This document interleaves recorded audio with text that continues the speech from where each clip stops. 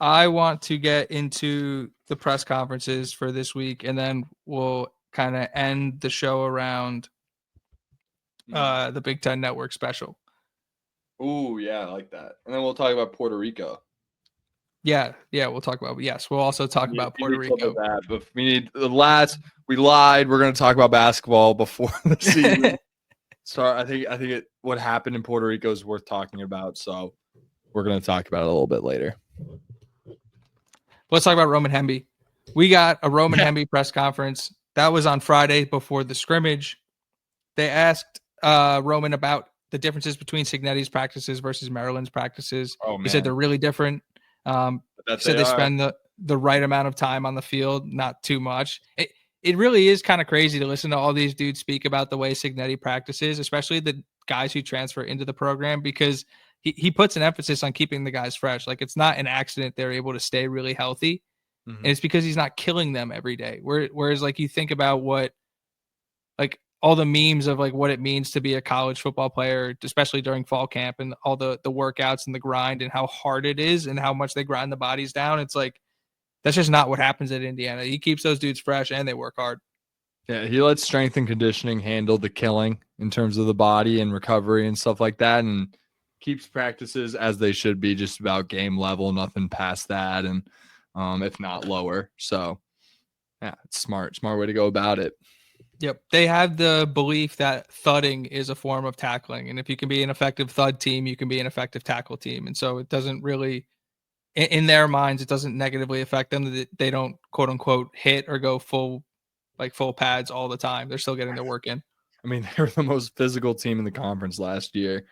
Maybe a little outman talent wise, but I mean, you just watch all the clips. I mean, it's just, you can make a 5-minute, 10-minute video of just bone crushing hits delivered by Indiana players last year. And I mean, they've posted them. So, I mean, the proof is in the pudding.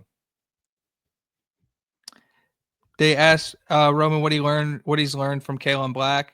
He said a lot, talked about his process, kind of how he does things, the way he is in the weight room, and how meticulous he is about his work. And just the type of leader it looks like Kaelon Black is from the outside is the type of person it seems like he rubs up on all the guys that way. And everybody says the same thing about the dude. Is he somebody you want to follow? Yeah. I've said it before, when it comes to Kaelon Black, my pick still stands for who's walking out for coin tosses. It's going to be Mendoza, Coogan, Kaelon Black, and Aiden Fisher. That's who it's going to be. Maybe throw Kamara out there for some scare factor. That's about it. They asked him what it's like playing for Coach Ellison. He said it's a blessing. Said Justice is like a big brother. Spends a lot of extra time with the guys, but he's really hard on the guys as well. It's nice to have somebody out there who's like literally just did it and be able to relate to the guys on that level, but also like he said him and Coach Miller are like attached by the hip. They're never in different spots. They're always together. So it's like he said, Juice can be a hell of a running back coach one day. And obviously I believe that. I mean, I totally believe that, because one thing Justice Ellison did really well, he wasn't going to burn you. And honestly, like, he wasn't like he was a bruising back for sure, but it wasn't like that's like the biggest thing about him. What he was really good at was finding the hole. Right. And in this offense, obviously it's something that's overlooked so much. We talk about Trent Richardson's probably one of the biggest examples of that, where, he's at this Bama and that O-line's overpowering everyone. And he just gets the Red Sea every play. And then gets to the NFL. It's like, oh shit, there's not a hole every play. All the Colts fans are logging off. Well, he affected the Raiders first, my area. And, and Justice Ellison being able to relay those little details of each play and kind of he's a Brown and how he would think about it, how he would think about the run, where he anticipates the hole is going to be. I mean, Lawton and Ellison, none of them are in training camp right now, and they were one of the most productive duos in the country last year, and they don't, in that sense, like they don't nearly have the talent of a Hemby, BB, and Kaelon Black group, so you just put all that together and still have the knowledge that Justice Ellison's able to bestow on that room. It is going to, yeah, no, I've been doing good on the words. I use moot point. Hello word. But it's just going to matriculate all the way down. Oh my God, room. this guy's an encyclopedia. And galvanize the offense in a way where it's going to be able to continue clicking this year, just like it was last year, and probably to another level. Anticipating Mendoza's play is where we think it's going to be. They asked Hemby about his pass catching ability. He said he took note of it as a young guy. He played the athlete position in high school. It was just about being a complete back, anything to get another touch. And it's funny. It made me think about, I had a high school basketball coach, or not a high school, 7th grade basketball coach, who said when he played pickup, he never set a screen hoping the guy with the ball would score. He always set a screen selfishly to get a pass. Yeah, to roll. Obviously. Yeah. No, so it's like, but it's like you want your scorer to think that way. Like I want my home run hitting running back to be like, yeah, I'll catch the ball, so I have it in my hands now. Like I just want the ball. Give me the ball. Yeah. No, I can't wait to see like a lot more action of like, I disagree. I don't think we're gonna have any running backs line up out wide. I think that's not really something we do. We have too good of receivers to do that anyways. Catching out of the backfield was something that was missing a little bit. It would happen at times, but it was something that really didn't happen too often. They didn't really need to be honest. The offense was still able to hum, but that's just another dimension of this offense, including Mendoza's mobility, that's really going to put these defenses in a pretzel, and it seems like they already are in a pretzel. And to add those added dimensions where it's very RPO-based offense, it's going to be electric if they're able to click on all cylinders like last year. They asked Hemby about how his Big Ten experience affects the room. He said it's super helpful. He's somebody those guys can lean on. I mean, obviously, Kaelon was there last year, but he didn't have a ton of touches dealing with injuries. And behind those two guys, Lee Beebe obviously was not there last year, so that's completely new for him. Kobe Martin, a young guy, obviously in the room last year, but still learning. So to have somebody with the experience, especially in the conference, as Hemby, so insanely valuable. And like another guy like Justice Ellison, who can be somebody for those young guys to lean on, like somebody for a Sean Cuono to be able to ask questions to and learn from. And that's invaluable. 100%. That whole room. And Van Horst is there too. We don't talk about Van Horst enough. You know, he's going to be. Sig talked about Van Horst. He's going to be fair catching kick returns this year. It's going to be awesome. Great to see. Sig talked about Van Horst today. Yeah. I would love to hear about Hemby's presser was from Friday. Scrimmage was Saturday. So they asked him about the first scrimmage preview. He said it's about stacking days. It'll be a culmination of the work they've put in as an offense. Yeah. He was quoting you, actually. He said Brad Loomis actually says this all the time. Here's what I popped for it. I was, oh my God. He watches the show. But he said it won't be perfect. And obviously, it wasn't perfect, but also there's a lot of good stuff going on. We'll get to it in a little bit. They asked him after 6 months how he kind of meshing with Bloomington. He said the community here is more welcoming. It's, again, another story, being an East Coast kid. One of the first schools that the first school I toured was Maryland.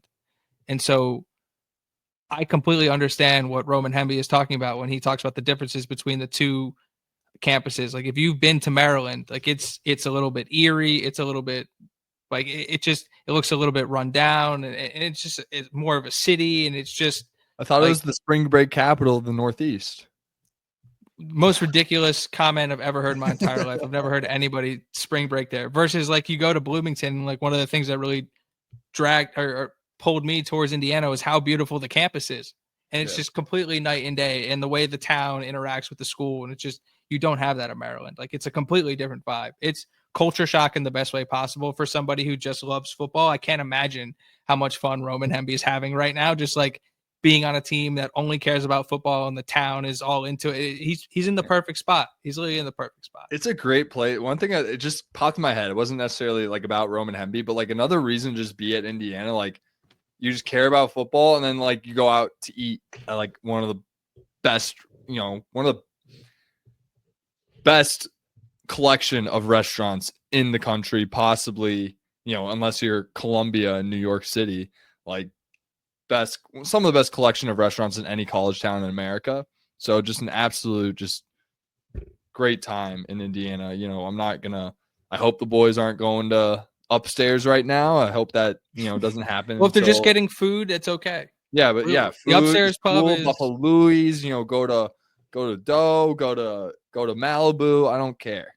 This is an upstairs pub show. I just want to put that out. Oh, it is an upstairs pub show, but I think us and upstairs would be in alignment to say we don't necessarily want players there in season, right?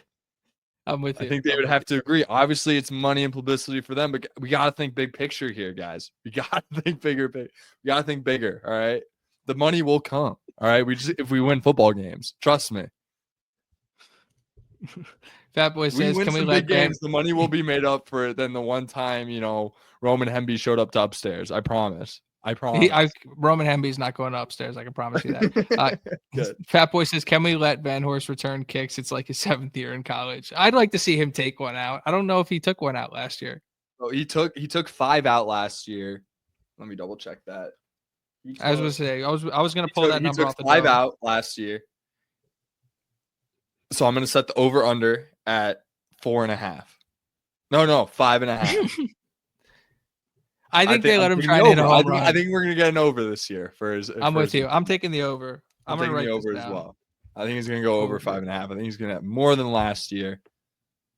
Fingers crossed. But you know who's not going to be returning a lot of kicks? Our opponent. Because Frankie is going to be booming those into the stands, in the back, through the back of the end zone.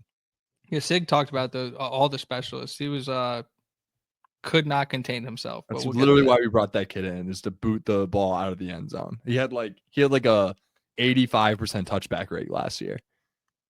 I think it was 80. They asked Hemby about Kobe Martin, said he's improving a lot. He's got a willingness to learn. He's got really high upside. Kobe Martin's a guy who they really like in this room. Everybody speaks really highly of him. I know that's a theme of like most guys on the team is like but it's just they're all the same type of recruits, Yeah, that you don't like. These are things that don't. Nobody's holding a gun up to these guys, like forcing them to say nice things about the guys in the room. Like if there was nothing to say, nothing would be said. So the fact that these things keep coming up over and over again is, again, green flags for the program. Mm-hmm. Mm-hmm. And then obviously this was the quote that was going around last week from Hemby's presser. They asked him about the wide receiver that stands out. He said, "All the young guys are doing really well, but LeBron Bond is somebody that's been really standing out." He said, then obviously Waffle House or Surratt, Coop, just those guys with their approach. Other people, he said, other people like kind of felt the way of like we want to be great, and these guys actually live it, and it's palpable. Hell yeah! I mean, LeBron was on a top 25 impact Big Ten freshman list today, from what I saw. I'll say it again. Michigan tried to come in late on LeBron Bond and got absolutely stiff-armed. Like a Heisman stiff arm? Oh, yeah. Like Signetti laughed and then just like turned on. Like it was like, the scene from Fat Albert when he's racing the guy and he's like doing this and he's moving really fast. He just turns and looks and then like zooms past him. No, I don't. But that's a good description. Somebody in the chat, please tell me you got that reference. I need that to land. I don't remember. That's what that was like. Unbelievable movie. We got Kaelon. We got Kaelon Black to the podium. The first question was asking him about being on the freaks list. He said he started lifting in high school, credited Coach Owings, and said he's come a long way, put in a lot of hard work, and the recognition was really cool. Good for him. But he is a freak. Like 500-pound squat, like benching crazy, like 40-inch vertical. Like this dude's built to lift. I mean, he's a little muscle hamster. He's a little Doug Martin type. Yeah. Well, he's my height, but he's 205, 210, just rock solid. The dude's an animal. He's an animal. Freak. I could imagine trying to tackle that guy. They asked him what his experience has been like with the transfers. He said he's just being himself. He said Sig has a system in place. The system works. Everybody knows that he didn't say this, but he said like basically if you just like follow what Signetti says and you he didn't say fall in line, but just like if you do what you're told and do the process the right way and all that good stuff, like you're gonna find success. Like it's proven like these processes work, and so it's just about buying in and getting everybody to be on the same page. And obviously, Black's the guy to do that. Hell yeah. It's the system. The mother effing program, as Pat Coogan said on his mic'd up. I love that. I love that. That was my favorite thing to happen all offseason was Pat Coogan mic'd up. He's like, they're just done with their stretching and they're about to go to individual. And you just yells out, "Whoa, the motherfucking program." That's when you know that, like you said, there's no gun to his head. That's just an authentic reaction. Like, he is excited to do the process because he knows the process works, and he's seen himself improve. He's seen the team improve. He knows what they did last year. I mean, there's just guys buying in, I do know. I do know. Yeah, all- PK's right. Baldwin was also on that impact freshman list. Yes. Kaelon was asked about Justice the player versus Justice the coach. He says he feels like Justice is still a player, but he gets on the guys really hard. He's got a bright future as a coach. Imagine like being Kaelon Black, who like was literally teammates doing the work, going through the I'd be drills. older than Justice Ellison too. Like literally doing the like as a peer, like that's your and like probably like having that type of relationship is like a teammate, and now not even 6 months later, that's your coach, and you have a much different relationship with it. But that's got to be also really cool in that they have that chemistry built in already. Well, I feel like it allows Justice to be more comfortable getting on guys because he knows Kaelon Black and he knows he wants that, right? So I think it just makes it easier for Justice to acclimate as a coach, and just find his footing in terms of how he likes to coach, which seems like he's very Signetti-esque and he likes to get in on people, or more Will. I just picture like Will Muschamp and Nick Saban. Everyone knows that video back at LSU. Like, that's gonna be Justice and John Miller. If like someone fumbles, that'd be hilarious. Even though I don't think we're gonna fumble a whole lot this year. This might have been my favorite answer of actually no, second favorite answer of any of the pressers, but Ro Hardy had my favorite answer. But they asked Kaelon if he was ready to go, and he said he's just focused on being humble.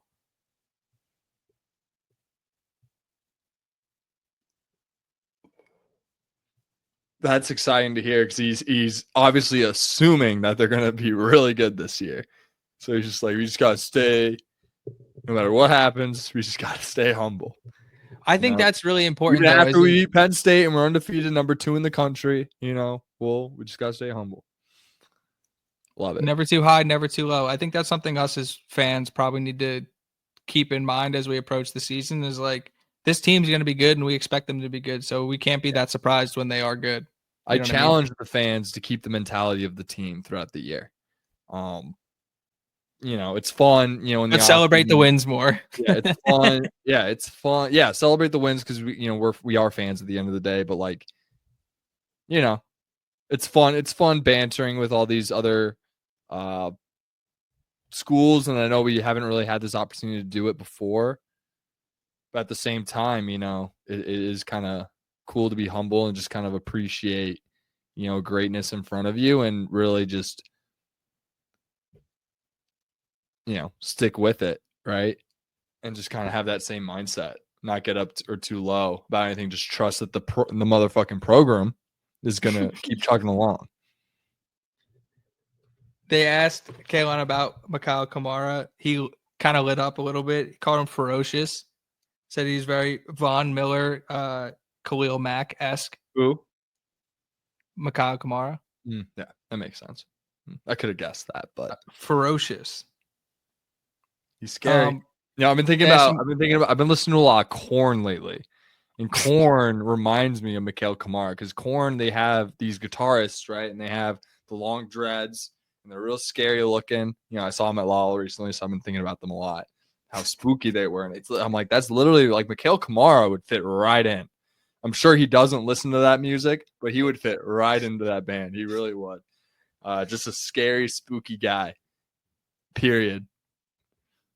I'll take your word for it. Yeah. They asked Kaelon what his expectations were for the first scrimmage. He said it's all about development and then seeing what you're made of. Obviously, it's the first time they're going to go like 100% full speed in the fall. And so it's just about getting out there and playing football. And that's what they do really well. So I've, it already happened and, I'm sure we're going to talk about it. We didn't get much from the scrimmage, but we did get a Signetti presser, so we'll obviously I talk about did that. see a back shoulder throw to Nowakowski in the back of the end zones. That's what all I saw. And I was like, oh, okay, we're gonna be sick. Nowakowski's doing that shit. Like, holy smokes. They asked We're Kaelon gonna be nasty. about Mendoza. It said he's got his head on straight. He's a great guy. He's got a laser of an arm and he's focused. But he just said he's a good dude, good kid, hell of a football player. Check, Mhm. check. Just continuing. Green flags. Keep going. On Kobe Martin, he said he gets lots of extra work in. He's made big strides. You could tell he wants it. He said he wants to be good, and you can tell. So that's really cool. I'm just shocked at Abel. Abel just said 425 hours and 25 minutes till kickoff. That's insane that we're sub 500 hours. That's insane to me. That is crazy. That's getting me hyped up. That's Well, they asked Kaelon 3 weeks till game day. What's the message? He said, well, then I wrote down like Signetti because he basically just like verbatim the spiel: never get too high, never get too low, humble and hungry. So, like it's the same exact message. Like it was almost like listening to a mini Signetti give a press conference in a way, which like makes sense because he's been with Signetti for like 6-7 years. So that is Kaelon Black the actual coach incumbent to Signetti? Is it actually just Kaelon Black just takes the reins and then he's Brian Haynes's and Mike Shanahan's boss because they're locked into, $5 million per year contracts to stay at Indiana and be the coordinators? Is that what it's going to be? no self-imposed I like to limitations. play that imagination game sometime. That won't happen, but he could make a great coach one day. Just having that Signetti kind of tutelage to him. They asked him about his time with Signetti, spending so much time with him. He said he's had the same practice style the whole time. He just wants his guys to be available, and he really hasn't changed much since from when he first met him to now. Same guy. Love that.